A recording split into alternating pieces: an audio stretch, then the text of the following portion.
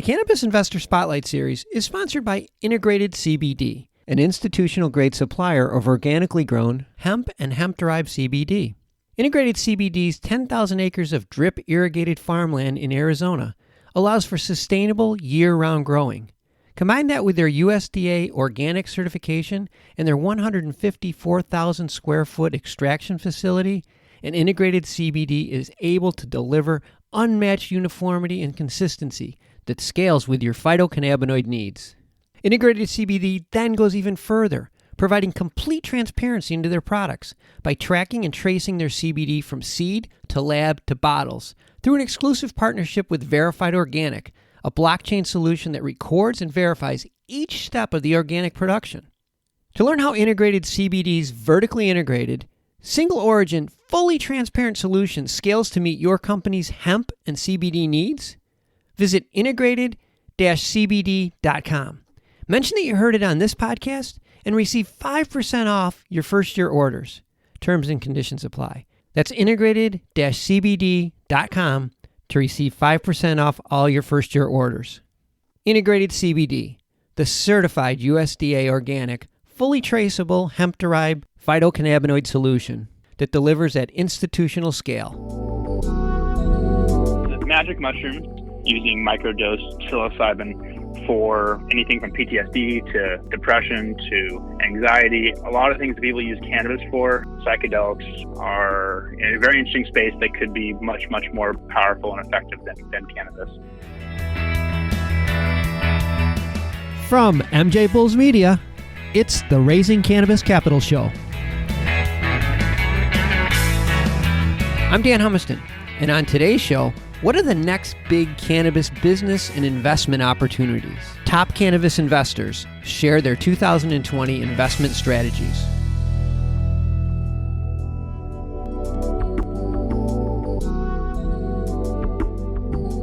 Today in Raising Cannabis Capital, we are continuing this month's Cannabis Investor Spotlight Series with Cody Shirk, co-founder of Explore Equity Group. Cody, welcome back to the show. Thank you, Dan, for having me back. I'm stoked to be talking to you again. I'm glad to have you back on the show because out of all the investors we've ever interviewed, you are the most entrepreneurial. And I think a lot of it has to do with your background. And I'm thinking back to when I was preparing for the first time you were on the show, and I was going through your background. And most investors have a pretty similar background. They managed $1 billion in assets and started a hedge fund and worked at Goldman Sachs. But when I read your background, I was like, now this is interesting.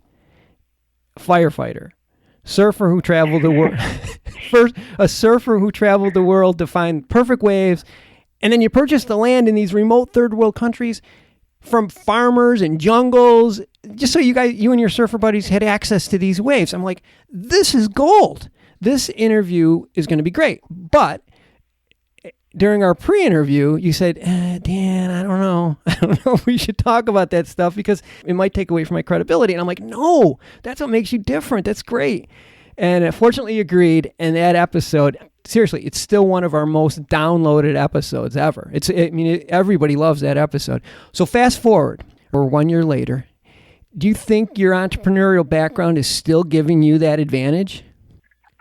Well, first of all, I hope I can say some embarrassing things to make this entertaining. But to answer that question directly, yes, absolutely. Just to briefly make a blanket statement about the cannabis industry, I think a lot of people try to overcomplicate it. But at the end of the day, it's a CPG. It's a consumer packaged good. And if you look at it from a very realistic, simplistic standpoint, it's very similar to so many other industries. And the success within cannabis can be replicated by anybody who has had success in other industries, just coming in and following some simple steps. And I think a lot of people and investors are trying to overcomplicate things and try to make it into something that it isn't. At the end of the day, it's a plant that you put in a package and then you sell to people. Obviously, there's a lot of regulations and issues along there, but it's a pretty simple thing. So I think from an entrepreneurial standpoint, if you look at it from that way, you can make some pretty easy decisions about what companies you want to participate with. Well, you and I have talked about various businesses since our last interview, and the thing I think you do well is you help entrepreneurs, and you've helped me define opportunity. Let me see if I can explain this a little different. good or great entrepreneurs kind of have the secret power where they can see around corners and they have the ability to identify opportunities that the rest of the world just doesn't see. But they have a hard time explaining what's around the corner. And I just know it's going to be huge, never gets any traction with investors. But your approach is different. You take the time to help the entrepreneur sort of diagram their vision, kind of like a police artist, but instead of, does this look like the man that robbed you? You're saying, does this look like your business that you're envisioning? I think that right there is just an asset that you have. We can help these people because you see it. Maybe give us a couple of examples of companies that you've invested in that you saw something that all the rest of the investors missed. Yeah, absolutely. And what you mentioned there, it's basically problem solving. And I don't really tell people I used to be a firefighter anymore because as we've increased our investment size and what we've been participating in, a lot of people make assumptions. So I don't really bring it up. But I was a firefighter, and that literally means putting out fires. And an entrepreneur is a firefighter. It's like entrepreneurship is horrible. It's the worst thing in the world, as anybody who's done it can attest to. But what you're really doing is like, it's not like you're going after these lofty, fun things. You're basically just extinguishing problems all around you. So if you look at a company or an opportunity like that, like, okay, I just have to jump over all these hurdles. I just got to get around this corner. I just got to extinguish these fires, then I'll make it. So one company in particular that I'm pretty excited about, it's still pretty early. It's a company called Healy. You can go to gethealy.com, and it's a telemedicine platform for health and wellness. And as we all know, health and wellness is a huge trend, and it's a bigger trend than cannabis. Cannabis is part of that trend. But Healy has focused on cannabis. They also provide some other opportunities on their platform. But essentially what they are doing is giving people a way to access cannabis. Now, there's a lot of companies out there that are doing this, but this company in particular is interesting because a lot of larger health VCs have taken a look at Healy because they go, whoa, cannabis is unique and people don't really understand it. So Healy's taken an approach where they're trying to educate the consumer, but also give access to the consumer via telemedicine. So it's a much more easy and private process for the customer. But these larger healthcare VCs are going, whoa, okay, in this cannabis space, they're doing this. Why can't we do this for all other types of plant-based medicines or any type of wellness product? And I think that as a whole for the cannabis industry is something important for all of us to understand. This is a wellness thing. This is something where people need to have easy access, easy education. And at the end of the day, they want to also be a little bit private about it and have ways and channels that they can access it. So, yeah, Healy's a really good one, but I'm very excited about that company. When I'm on your portfolio page, it's just packed with good companies, and I think a lot of them were people that you got into at the early stages before they were household names. And, let's dive into cannabis investing right now. And, everyone, the big talk right now with everybody is CBD and investing in brands, which is great, but it seems like those ships have sailed. I want to hear about the underappreciated, like the next big thing. So if you dust off your crystal ball, what are you looking at? So just to touch on what you said about CBD, I'm going to get roasted at the stake for this, but CBD, for me, it does not work. I mean, I know if you take a very large dose, you can feel some of it, but I know it works great for some people, but it's certainly a crowded market. Everybody and their brother has jumped in to make a brand with a white labeled CBD package. And, there will be some big wins there, but you're right, it is very crowded. So what are we excited about? Two main things. One is internationally. There are so many opportunities internationally. I'm very much a pro-America, a patriot, but at the same time, you go outside the U.S. and there's still a ton of opportunities. So for an entrepreneur, what you can do is just take a company or process or anything that's working in the U.S. and start to look at these emerging markets that are developing cannabis programs, such as Thailand, such as Australia, New Zealand, UK, Portugal, Germany, all over the place. You have different levels of sophistication in each of those locations, but there's literally dozens of new markets that you can take processes and products to these new markets. So whether you're directly licensing them or you're starting a new company in a new place, you're literally in a green field because you can look at a company that's worked in the U.S. and then you can go to these new markets and develop something that is going to work. You just got to adapt it to that local culture. So that's the first one. And then the second one's a little bit outside of cannabis. I won't go too deep into it, but psychedelics. I think anybody who's been investing in the cannabis space for the past couple of years is very aware of what's going on in the psychedelic space. And that's mostly psilocybin, but it's a plant-based medicine. And the possibilities there are, let's just say they are very, very, very intriguing. Would that be like mushrooms? Yeah, so essentially, it's magic mushrooms. That's really what it is. But when we talk about using that in the wellness sense. We're talking about microdosed and specifically dosed products for people to not get high or crazy or stoned out of their mind or whatever we associate most recreational drugs for. But we're talking about using microdosed psilocybin for anything from PTSD to depression to anxiety. A lot of things that people use cannabis for. Psychedelics are in a very interesting space that could be much, much more powerful and effective than cannabis. Yeah, this is not exactly what you're talking about, but I saw something just the other day about packaging that was being made from mushrooms, 100% biodegradable. And I was like, wow. No, it's a great point. Actually, like the whole mushroom space is interesting. There's a lot of packaging and ecologically minded products that are being made from mushrooms, but also there's like coffee additives and all types of proteins and drink supplements and stuff that's coming from mushrooms. Those are the non-psychoactive. The psychoactive component is the one we're really excited about. Yeah, but that whole area is pretty much unexplored and no one really knows about yet.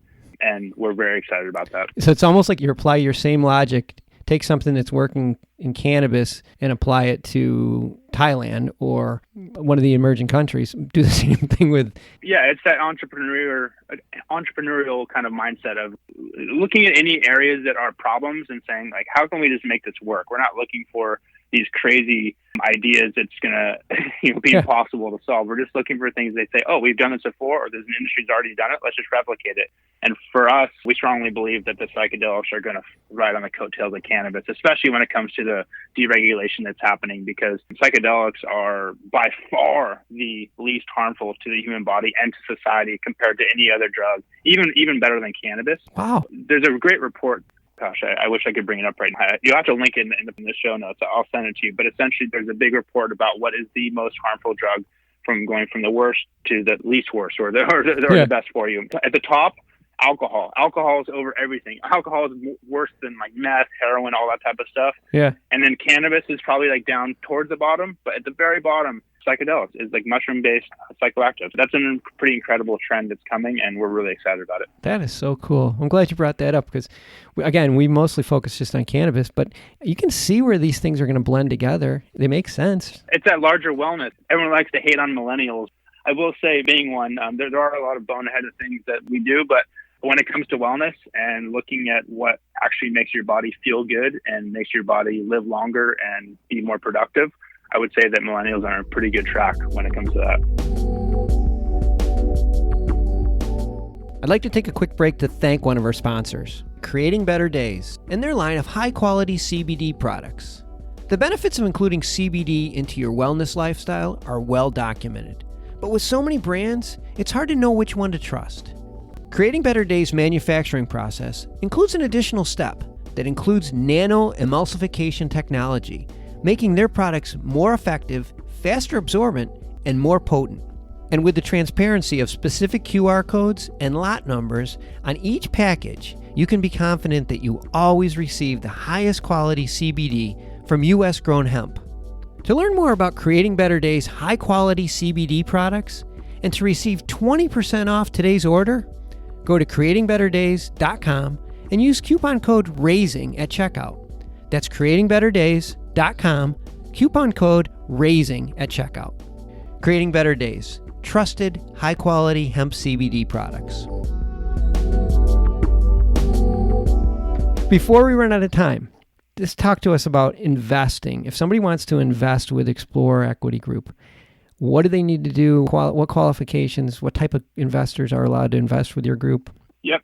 So first of all, just like any investor going in the private sector, you have to be an accredited investor. But if you just go to explorerequity.com, we actually have a contact us and you can reach out directly to us. I will say that obviously we are always looking for investors, but at the same time, we like to really do business with strategic investors. And really what that means is that we consider investors our partners. So we are not writing checks into companies and walking away and pretending like nothing ever happened. We're writing checks into companies, and we are not only leveraging our personal skills, but we're going to our investors and saying, hey guys, do you know somebody strategic that can help this portfolio company of ours? Or, hey, would you mind joining us when we go visit the company because we're going to have a strategy meeting? Or, hey, one of our investors is an incredible marketer. Can you come help us? Tell us what you think is wrong with a specific company. So we really look for investors that add more than just the cash, because at the end of the day, yeah, money is great. Money takes care of a lot of problems, but what really takes care of problems is people. and people solving problems is what is going to make these companies successful. So that's what we look for in investors.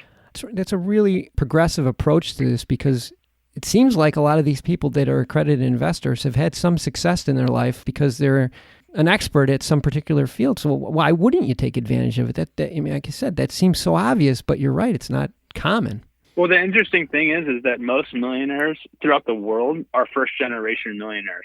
They became wealthy because they were entrepreneurs and they have a company, their own private company, or they did some side gig, or they worked at a major corporation, but they were able to develop something within their own personal lives or built their own wealth. So they clearly know how to firefight. They know how to extinguish problems. They know how to jump over hurdles. So those are the people that we want to team up with because they know how to create wealth. And if we can replicate their knowledge into the companies we're investing in, then it's a no-brainer for everybody involved.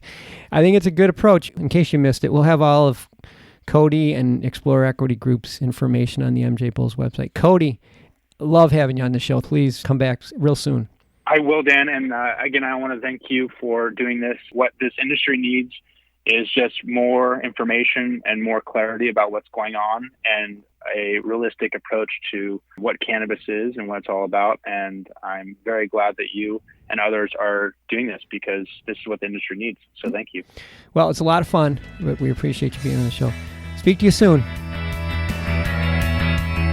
Today's show was made possible by the generous support of our sponsors, like Alt36, the country's premier blockchain payment processing platform that's providing dispensaries and its customers with a safe and secure payment option other than cash. To learn more, go to alt36.com. Today's podcast was produced by MJBulls Media, the industry's premier cannabis podcast network, with original music produced in part by Jamie Humiston. I'm Dan Humiston, and you've been listening to the Raising Cannabis Capital podcast.